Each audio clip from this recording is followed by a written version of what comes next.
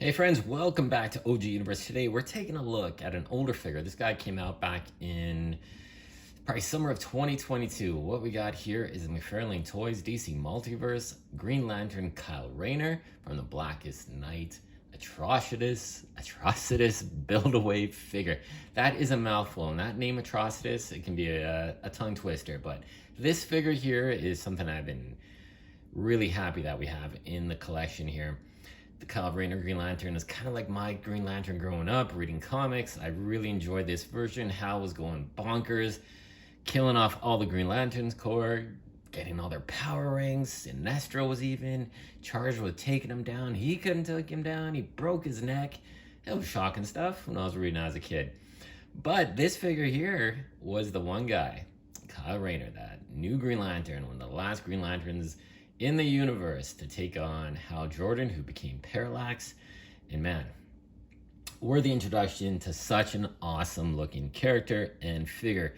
Now, this costume here is a bit more of an updated version that we saw later on in Blackest Night and later on in his comic run. So he didn't have the original. The original is available. It is a Target exclusive that came out in October, where it has more of the black and the white in the chest. It doesn't have the green shoulders. And then, of course, there's another version of a Blue Lantern Kyle Rayner, which is a Mcfarlane Toys exclusive. Neither of those have come to Canada, and hopefully they do, so I definitely want to add them to my collection. But let's take a closer look at Kyle here. Now, this is everything you get with Kyle. Besides the Atrocitus Build-A-Figure piece, he gets the main torso, but you get a flight stand, a power lantern, and this really very nice construct of a sword. Kind of reminiscent of something from Final Fantasy. Very nicely detailed as well. And the Kyle Rayner figure doesn't disappoint. He's got a fantastic head sculpt, as you can see. Really well detailed. Just fantastic. And the texturing on the costume is really well done. Throughout the entire costume, you can see all this pattern throughout. The black, the green. There is a bit of a hiccup when you look at the two contrasting greens here.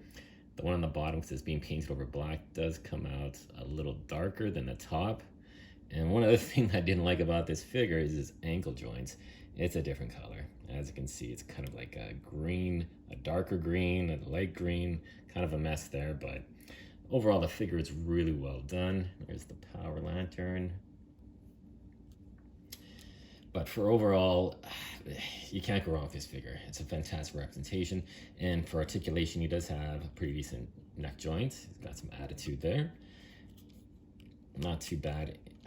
Not the greatest either in the waist. He has a ball jointed shoulders with a butterfly hinge, swivel at the bicep, double jointed elbows, ball joint at the wrist, and he's got the ball joints at the hips, double jointed ratchets at the knees. It's got that newer, back then this was newer, articulation in the ankle with the hinge and the swivel and toe articulation. So it comes pretty stacked with, you know, the articulation that we're all used to in the Mcfarlane universe. There. Now I want to see how he looks against some other characters. Let's start him off with Impulse. So as you can tell, smaller body buck.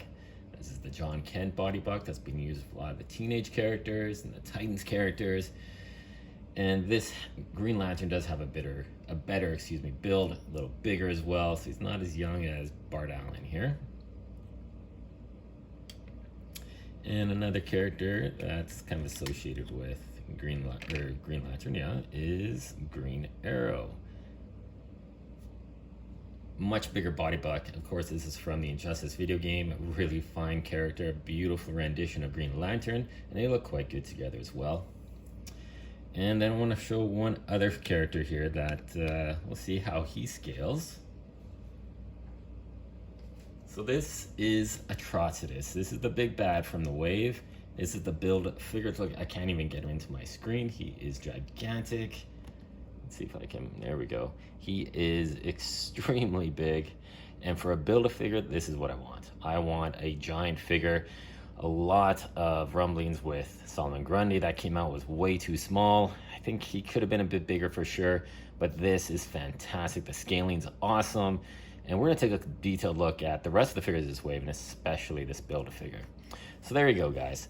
Thank you so much for watching, and taking a look at this review. I hope you found it interesting. I hope it gave you some perspective, and definitely it is a figure that, well, when I was in the States on my little vacation a little while ago, I was still able to find this figure, which is pretty darn amazing because we haven't seen this figure in a good probably 8-9 months here in retail in Canada. And I did see this at GameStop, only place that I saw it. So yeah, worthy addition to the collection, definitely a must-have pickup for Green Lantern fans. Besides the couple things that are holding it back, that off shades green in the waist and in the ankles, but overall, I really do like this figure, and I'm glad he's part of my collection. Like, comment, subscribe, guys. Let me know what you think. Do you have this figure? Who's your favorite Green Lantern? Let me know in the comments below.